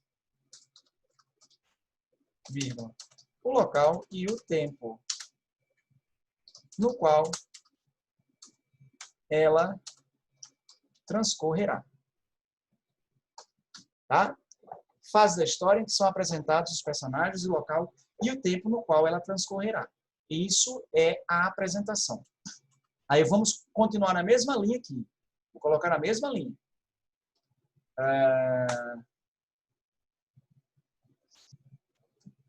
É considerada uma fase estática e predominantemente descritiva, em que prevalecem adjetivos e verbos de ligação. Certo? Está aí a nossa fase da apresentação. Tranquilo? Fase da apresentação, via de regra, tem essas características aí. Fase da história, em que são apresentados os personagens, o local e o tempo no qual ela transcorrerá. É considerada uma fase estática e predominantemente descritiva, em que prevalecem adjetivos e verbos de ligação. Certo? Vou só incrementar aqui com uma coisa importante. Também é conhecida como contexto inicial. Porque com o desenrolar da história, as coisas podem mudar, e certamente vão mudar. Só é uma história porque existe uma sequência de fatos que tira os personagens dessa zona de conforto e coloca esses personagens diante de alguma coisa que precisa ser feita. Senão é história cotidiana normal. É um Big Brother, né? É preciso... Olha só, por que reality show é tão chamativo? Porque tem porrada e tem sacanagem. Isso é fato. Então, o reality show tem disso que faz as pessoas gostarem do reality show. Só que, se você passa muito tempo assistindo o reality show, por exemplo, ao vivo, eu nunca assisti, mas eu tenho certeza que é assim, é o cotidiano das pessoas. Se você tem uma câmera ligada num camarada lá, e o camarada pega um livro, de repente, no Big Brother, não sei, pode até ser que alguém faça isso, mas pega um livro e fica sentado na beira da piscina lendo um livro, qual é a graça de quem está assistindo passar uma hora que seja, vendo o cara que está lendo um livro na beira da piscina? Isso é cotidiano normal. O cara não está lendo na beira da piscina como parte de um plano pré-arquitetado para criar um envolvimento com quem está assistindo. O cara, depois de um tempo lá, esquece que tem uma câmera filmando ele vai fazer as coisas dele. Quem sabe depois ele vai tirar uma soneca. Lá estou eu, assistindo pela câmera, o cara saiu da beira da piscina, foi para o quarto para tirar uma soneca. Se enrolou e pronto. Estou eu assistindo o cara dormindo. Não existe. Então, o que a galera da edição dos reality shows fazem? Eles criam narrativas. Eles criam narrativas. Eles pegam determinados recortes de coisas que acontecem ao longo de um determinado tempo dentro do reality show e eles desenvolvem narrativas. Não quer nem necessariamente dizer que um fato inicial teve o propósito de desencadear um outro fato final, mas eles criam narrativas que fazem esses dois fatos estarem dentro de uma mesma trama. Então, se uma coisa... se não há uma sequência de fatos, se não há um enredo, se não há algo que leve os personagens a se movimentar em busca de uma resolução de alguma coisa, tudo fica como se fosse um dia convencional, comum, em que as pessoas vão para o trabalho, almoçam, jantam, dormem, acordam de novo e nada de interessante acontece. Então, em algum momento, esse contexto inicial, essa zona de conforto do princípio da narração precisa ser quebrada. Porque aí é criado um estado de tensão entre os personagens que leva à ação e o desenrolar da história. Isso já previsto dentro do enredo. Tudo bem? E aí é que está. É exatamente essa observação que vai entrar agora aqui, ó. Depois da apresentação, vou colocar da mesma forma que eu estou colocando aqui, vocês coloquem aí. Importante. Importante. E o que é importante? Fato gerador do conflito. 2 pontos. Importante, fato gerador do conflito. Tem que ter alguma coisa que quebra a naturalidade dos personagens, tá? Tem que ter. Agora, peraí, minha gente, me perdoem uma coisa aqui. Eu preciso, antes de entrar aqui no fato gerador do conflito, já que a fase da apresentação é a fase em que a gente vai ter a apresentação de personagens, espaço e tempo, vamos começar por eles, desculpem.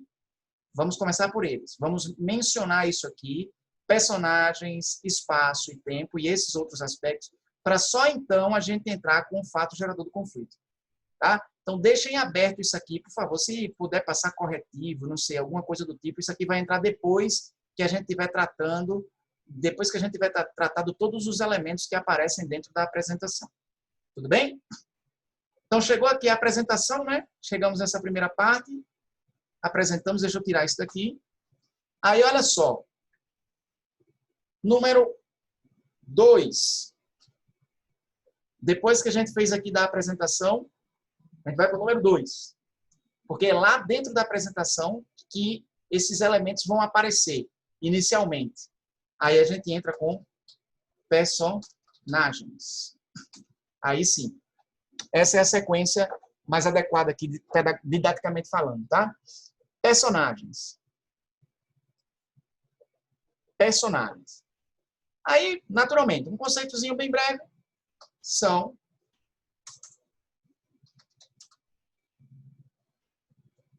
apresentados os personagens que farão parte da história, sobretudo na condição de protagonistas. E é aí onde é que entra a objetividade de uma possível narração numa prova do exame de seleção. Vão ser narrações, se tiver de ser, o que eu acho pouquíssimo provável, vão ser textos objetivos, como contos, por exemplo, em que você tem uma quantidade limitada de personagens e a história se resumirá a essa quantidade limitada de personagens. Nada de muito complexo. Vocês que gostam de ler ficção sabem que tem livros por aí que tem assim uma constelação de personagens, que fica até difícil às vezes a gente lembrar do nome de todos eles, de quem são cada um. Às vezes tem uma quantidade tão grande de personagens e alguns deles ficam ali na surdina por muito tempo, que quando eles voltam a aparecer na história, você diz, quem é esse? Quem é mesmo esse? Então tem muitas histórias que são assim. Os textos que o IF vem a pedir são esses textos, muitas vezes, de personagem único. Né? Muitas vezes de personagem único. Dark é assim, Ana Luísa? Pronto. Pois é, tem muita história que tem essa quantidade muito grande de personagens. Né?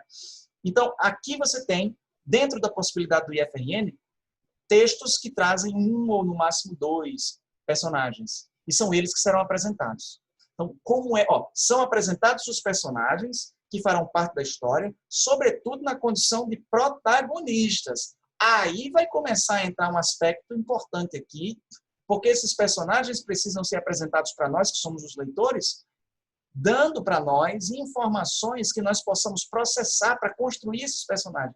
Porque se é verdade que o personagem ele é apresentado por quem escreve, ele ganha vida na cabeça de quem lê.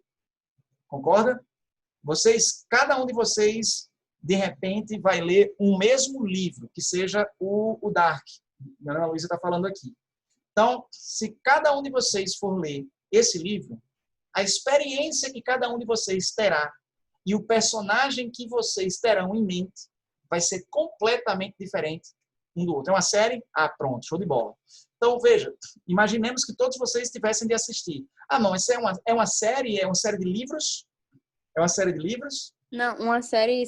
Só na Netflix. Série de TV, série de filme. Professor, é impossível de você acompanhar. Não dá. Tem Muita 583 personagens. Nossa, é horrível. Série chinesa, né? Super populosa, Jesus Cristo.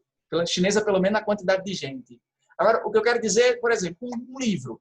Se vocês tivessem, cada um de vocês, de ler o mesmo livro, e se tivessem, por algum motivo, uma habilidade de desenhar muito bem, aí vocês leem esse livro e, ao final disso, vamos imaginar que aqui nós temos, comigo, 19 pessoas. Então, todos nós lemos o livro. Quando nós terminamos, como nós sabemos desenhar muito bem, nós vamos desenhar numa folha, o nosso personagem principal. Eu tenho certeza que, embora possa existir, com certeza existirão algumas características semelhantes, cada um dos personagens será diferente dos demais. Cada um dos personagens vai ser diferente dos demais. Porque quem dá as características para nós é o autor do livro. Mas quem constrói esse personagem na cabeça somos nós. Então, o personagem, o autor do livro tem que ter a habilidade de transmitir para nós informações legais, informações consistentes, com precisão, criatividade, para que a gente possa montar esse personagem na nossa cabeça. Mas a origem do personagem depende da nossa habilidade também de projetar. Recebo as informações que estão no livro e projeto isso como meu referencial. Qual é o meu referencial de um herói que seja forte, um herói que, de repente, seja um cara que veio do subúrbio, por exemplo, se transformou num grande herói e, ao mesmo tempo, é alguém que é odiado por uns e amado por outros. Eu começo a ter as referências aqui. Eu começo a ter minhas referências. Né? Quem já leu Drácula fica meio perdido porque são as anotações dos diários de vários personagens que vão aparecendo. Pois é. Então pode ser que, de repente, aí o camarada não consiga, a pessoa não consiga tecer uma linha de raciocínio, uma linha do enredo de forma mais objetiva, né? Talvez a pessoa se perca um pouco, mas seja mais difícil se são muitas coisas paralelas que aconteçam. Então, é isso.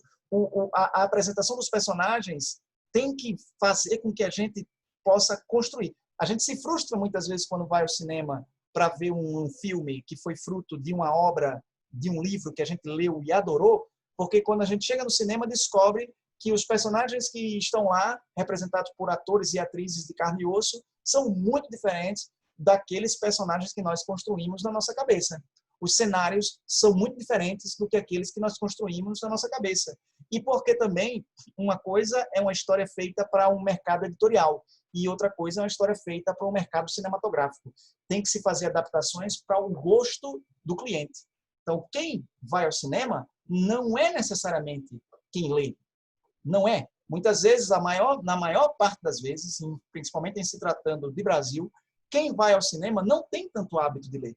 Então, eu tenho que fazer uma história que não apenas seja uma história parecida com o livro.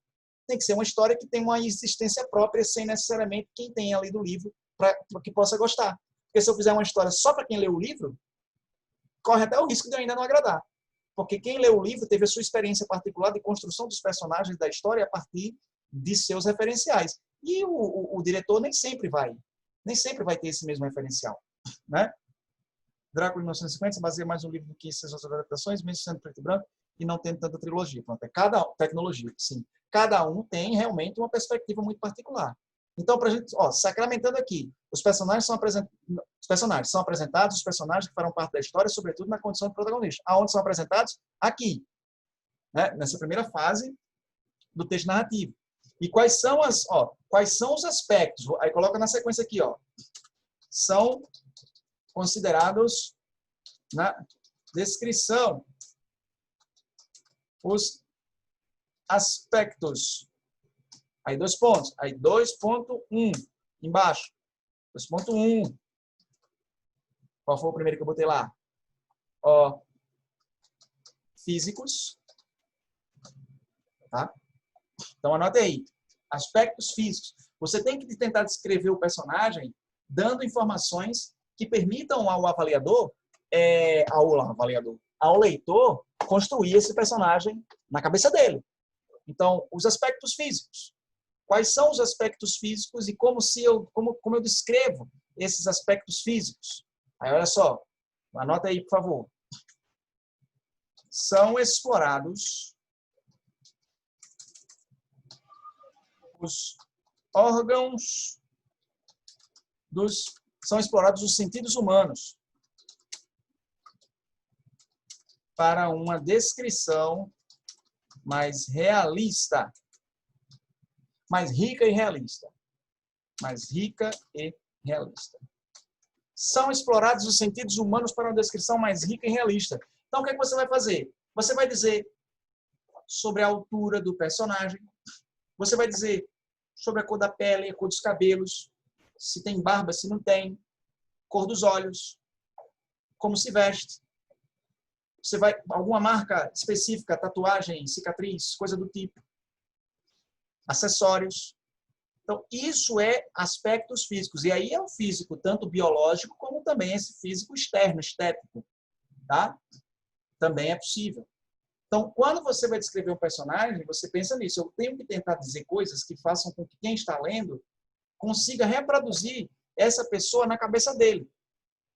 Eu posso me valer de alguns estereótipos? Posso. Se eu disser assim, olha, um cara lá com pinta de malandro. Aí você já automaticamente já começa a associar. Opa, pinta de malandro, deixa eu ver como é que é. Já tem uma noção. O cara de... Aí você pensa, uma socialite. O cara já fica mais ou menos pensando, pô, a socialite é uma mulher granfina que usa roupa de marca, com sapato alto, sei lá, de repente joias, uma bolsa de grife, coisa do tipo. Os estereótipos ajudam, principalmente nas histórias objetivas. Você dá o estereótipo lá e de certa forma, há um preenchimento de uma série de características só pelo estereótipo. Né? Só pelo estereótipo. Nesse caso, o estereótipo ajuda. Nesse caso, o estereótipo muitas vezes ajuda. Mas aí os aspectos físicos, de forma mais objetiva, o que seria? Altura, cor dos olhos, cor do cabelo, cor da pele, vestimentas, acessório, cicatrizes, enfim. Esse tipo de coisa. Você descreve isso de forma objetiva. E por que eu digo são explorados os sentidos humanos? Porque você vê isso. Você usa o sentido da visão para poder ter acesso a essas informações. Se você diz que o cara tem uma voz rouca, você usou o aspecto da audição para poder dar trazer mais um elemento para a descrição desse indivíduo. O cara tem uma voz rouca. Né? Se você diz que ele tem uma pele, as suas mãos são calejadas do trabalho, você tá indicando um aspecto do tato. Né? O sentido do tato, você está trazendo o sentido do tato. Se você diz que a casa em que ele morava era fria, aí o fria pode ser, claro, também figurado, né? Mas se você está querendo dizer em sentido literal, você diz que é uma temperatura baixa, a casa era muito fria, ficava perto de um lago. Então você está trazendo aí características, mas aí, claro, eu entrei numa descrição que não é de pessoa, é de local, por isso que eu disse que são muito parecidos. Mas para fazer a descrição dos aspectos físicos dos personagens, você tem que se valer dos seus sentidos. Tá? Cuidado, não confundam. Já teve muita vez que a galera diz assim, porque então, professor, como é que eu digo que uso o olfato para poder descrever alguém assim, eu digo que o nariz dele é grande? Não é isso, né? É dizer, por exemplo, que deu para perceber pelo perfume no corredor que se tratava da personagem que tinha acabado de passar. Um perfume de flores, sei lá, para ser bem clichê, você trouxe para a história um elemento perceptível pelo olfato. Se eu digo um perfume de flores, você vai buscar, você como leitor, vai buscar aí entre seus referenciais de perfume de flores para poder saber, sei mais ou menos como é. Entendeu? Então, quem escreve uma narração, para essa fase da apresentação, se utiliza dos sentidos humanos para poder trazer uma experiência de descrever os personagens, para que as pessoas que estão lendo aquele texto tenham informações para construir esses personagens na mente delas, a partir do referencial que essas pessoas têm. Se eu digo um homem forte, o cara pronto, Rambo, já vem na cabeça. Eu já penso logo o bicho lá mega musculoso, a metralhadora na mão. Mas é um pastor forte, então já não é Rambo, já não pode ser Rambo. No máximo The Rock, não sei se eu vejo The Rock como pastor, não consigo ver The Rock como pastor, mas Julius talvez sim. Talvez Julius eu veja. Então, são os meus referenciais que eu vou usar para ajudar na construção, enquanto leitor, dos personagens. Mas quem dá essas informações é quem está escrevendo. Então, quando você for fazer a descrição dos aspectos físicos dos personagens, você tem que explorar esses sentidos humanos. Aí a gente entra no ponto que o IF pediu. Nas duas vezes o IF pediu quem é Desantunes da Mata. Uma vez, né? No outro, quem é o camarada que picha, o pastor? Aí, eu li agora o comentário de Sansão, o pastor pichador, agora eu botei. Eu peguei o comentário de Sansão e já estava no raciocínio, virou o pastor pichador, amém. Então, quem é o cara que picha? Então, eu posso dizer, estava chegando em casa e vi um indivíduo vestindo uma roupa rasgada, com boné para trás, com uma cicatriz na bochecha e sandália de dedo, pichando o painel de Antônio dos Pincéis, que era o nome do painel do cara lá, né? Aí, e o que foi que eu fiz agora? Eu descrevi, concorda? Eu precisei descrever detalhadamente. Ele tinha aparentemente todos os dedos dos pés, as unhas parece que teriam sido feitas naquela mesma tarde. Não sei se usou base, mas brilhavam um pouco à luz do sol. Não vai precisar de um negócio tão romântico para falar de um pichador, né? O que acontece? Eu vou usar mais informações que sejam mais relevantes, informações diferenciadas. É um cara, eu não vou dizer, ele tinha cabelo curto, porque esse é o padrão. Esse é o padrão, esse é um clichê. Agora, se for um cara de cabelo longo, aí é um aspecto mais diferenciado da descrição, concorda? Não vai se dizer, é uma mulher de cabelo longo. Numa descrição de personagem é pouco criativo. Você tem que ir para as características que seriam em textos objetivos. Em textos objetivos. Uma descrição que seja mais diferenciada. Se é um texto longo, aí tudo bem. Uma mulher de cabelo longo, um rapaz de cabelo curto. Não tem problema de fazer essa descrição. Mas se é um texto do objetivo, você tem que ir naquilo que seria, pronto, é um depoimento de um cara que viu o outro pichando uma obra de arte. Você pode dizer, olha, ele estava vestido com uma camisa branca, uma camisa branca com motivos revolucionários e uma bermuda jeans, parecia que tinha um brinco na orelha, coisa do tipo. Mesmo que você se utilize de estereótipos. Aí você não vai ser julgado por estar usando esse tipo de estereótipo, pelo menos assim, não dessa maneira, né? Entendeu? Então, use para a descrição dos personagens e suas características físicas, use os sentidos humanos. Olfato, paladar, tato, visão e audição. Não sei como é que a gente vai usar o paladar, mas, enfim, de uma maneira geral, você pode variar nesses sentidos humanos. Deu para entender isso aí, minha gente? Como é que funciona essa descrição do perfil físico desses personagens? Tranquilo? Beleza, Malu? Show, Sansão, na paz. Maravilha. Deixa eu ver quem mais está entre nós. Luísa, tudo sossegado aí? Show, tranquilo. Deixa eu ver. Beatriz, tudo na paz aí, Beatriz?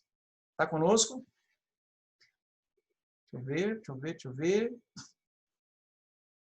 Certo, Eduarda. Gabriel, Lucas, legal, Malu. Queridos, a gente chegou aqui no horário que tinha combinado, né? São 3h47.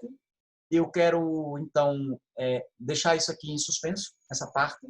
A gente volta na próxima aula a partir daqui, a partir desse momento de onde a gente parou, tudo bem? Já que nossas aulas estão durando sempre 2 horas, e vamos manter isso aí por uma recomendação do pessoal lá do cursinho, tá? Deixa eu voltar para cá. E aí, então, a gente mantém essa nossa vibe aqui das aulas de 2 horas. Próxima aula, a gente volta para o Arthur tá todo Disney aí. Ele tá a Disney. Ele não tá nem para dizer que o plano de fundo dele tá na Disney. Não. Ele tá o castelo. Seria difícil escrever você, viu, Arthur, numa história, numa narração agora, do jeito que você tá. Meio azulado e magenta, sei lá. Gente, então, Sansão, um abração, até a próxima. Luísa, abração. Arthur, Gabriel, Lucas, Beatriz, Malu, Francisco, Mariana, Ellen, Eduarda, Thales, Rei Marcos, Sarinha, Ana Luísa, Matheus. Um beijo para vocês. Professor, você passou a atividade de redação lá passada? Semana passada, Aninha, passei a atividade 11, prevenção ao suicídio. Acho que você mandou, não mandou para o e-mail? Não, mandei, mas é porque eu acho que eu saí antes, tipo assim, antes de você passar. Aí eu não tinha certeza se você tinha passado e colocaram alguma coisa no grupo. Eu fiquei, tá, vou mandar, mas eu não tinha certeza se você tinha passado. Não, foi isso mesmo. A gente passou do prevenção ao suicídio, artigo de opinião. Tá bom? Professor, eu ia fazer ela hoje. Como é que é? Problema? Eu ia fazer ela hoje. Mete bronca, pode fazer e manda para mim. Manda por e-mail. Valeu, Bom? professor. Até. Valeu, tchau. Valeu, Arthur. Até mais. Tchau, queridos. Tudo de bom.